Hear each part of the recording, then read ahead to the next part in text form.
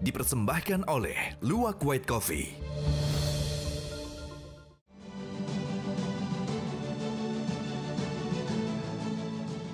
Temu lagi di Hot Room. Pak Muhammad Burhanuddin, kuasa hukum yang baru dari Brada Eliezer. Tim kuasa hukum ini termasuk yang berani, karena berani mendahului Kapolri, mengumumkan ke publik bahwa penembakan tersebut adalah atas perintah Irjen Pol Sambo. Pertanyaannya Pak, dan memang ini sudah diungkap oleh Pak Menko Polhukam, motivasinya itu adalah hal sensitif yang hanya pantas didengarkan orang dewasa, motivasi pembunuhan tersebut. Karena acara kita ini adalah jam 10 malam, jadi cocok untuk orang dewasa. Jadi kami minta penjelasan dari Pak Burhanuddin, apa pengakuan dari Brada E kepada kuasa hukumnya? Kenapa akhirnya terjadi penembakan? Apakah benar seperti kata Pak Menko Polhukam, ada hal sensitif yang untuk pantas didengarkan orang dewasa yang selama ini ada spekulasi, ini dugaan ya, ini dugaannya bukan tuduhan, dugaan bahwa Nyonya selingkuh dengan ajudan, dan bahwa Irjen Pol ada dugaan punya seseorang wanita di luar yang juga polwan. Pasti Bapak sudah dijelaskan oleh kliennya. Tolong agar makin ngetop, tolong jelaskan kira-kira, nggak usah secara detail, cluenya aja, apa motivasinya?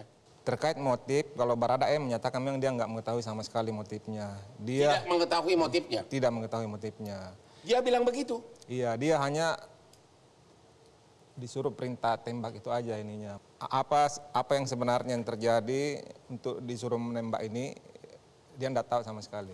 Oh, kalau gitu pertanyaan begini, kejadian itu diceritakan enggak? Dia ditembak dalam keadaan diikat di kursi atau bagaimana?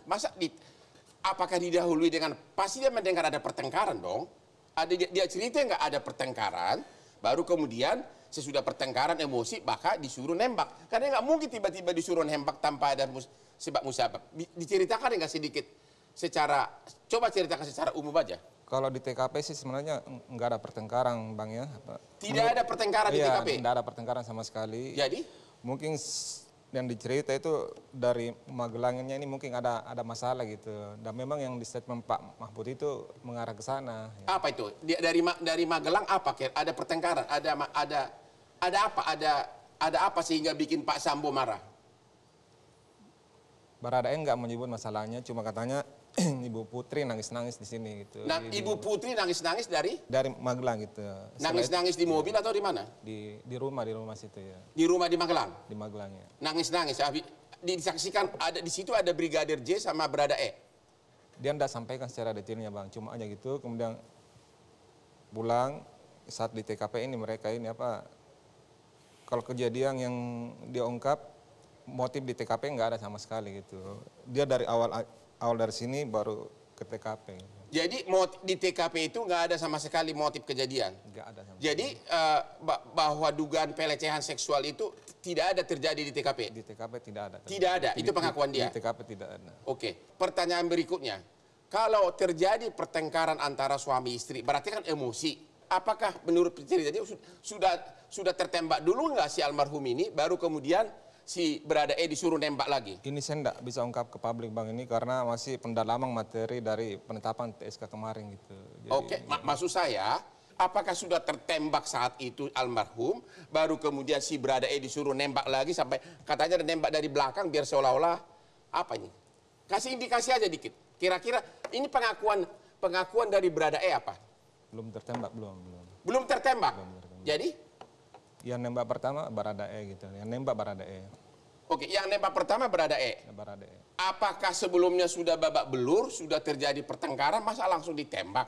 Masa langsung tanpa ada suatu, ada gosip, ada spekulasi, sudah babak belur katanya, sudah nangis-nangis, sudah ini baru.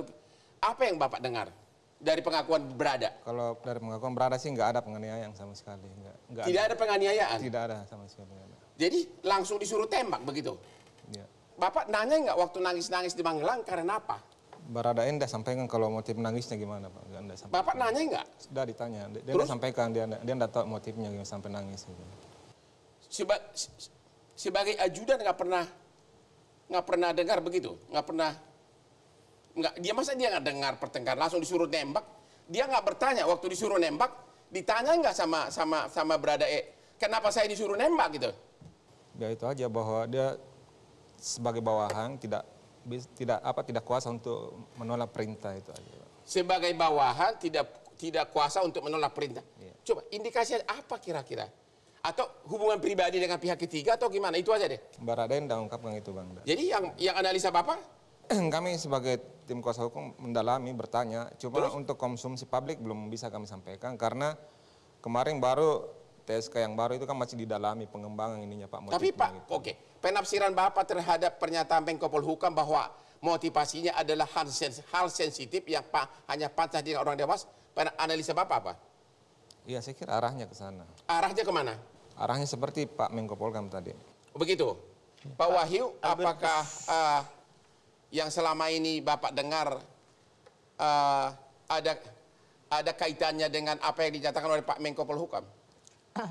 Tidak pernah. Jadi begini Bang Hotma, Pak Menko yang juga Ketua Komponas itu kan itu dapat informasi dari mana-mana dari kami. Karena dia secara struktural kan Kapolri melapor ke dia. Ya, dan tentu kan beliau juga komunikasi dengan berbagai pihak. Benar. Jadi apa yang disampaikan oleh Pak Menko, saya kira itu beliau yang tahu. Karena kepada kami pun yang disampaikan ke kami bukan soal itu, arahnya bukan tentang mengenai substansi materi. Substansi materi beliau nggak pernah diskusi dengan, ya diskusi pernah tetapi mengenai substansi nggak pernah sampaikan kami. Tapi tugas Kompolnas apa dong? Tugas kalian kan mengawasi substansi. Bukan, kami mengawasi proses, tapi kami tidak bisa masuk ke penyidikan.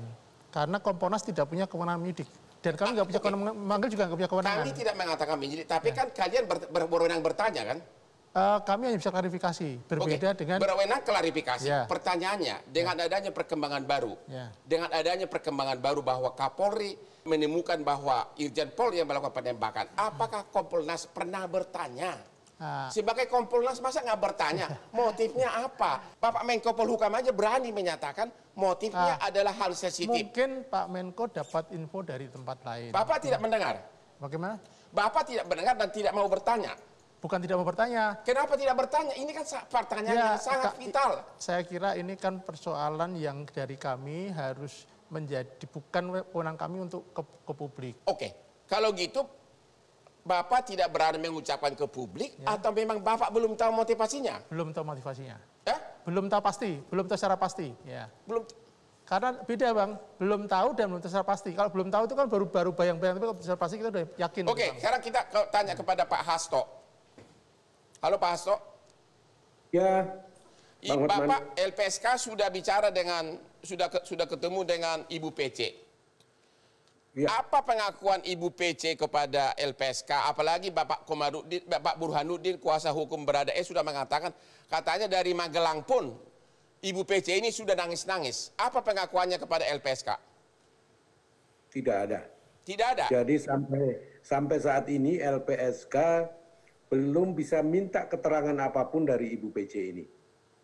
Jadi kemarin yang terakhir tim kami ke kediaman beliau dan bermaksud minta keterangan karena ini appointment setelah pengacaranya datang ke LPSK bersama psikolog dan menawarkan rekomendasi dari psikolog itu diadopsi saja oleh LPSK. Kami tidak bersedia, kami harus ketemu Ibu PC.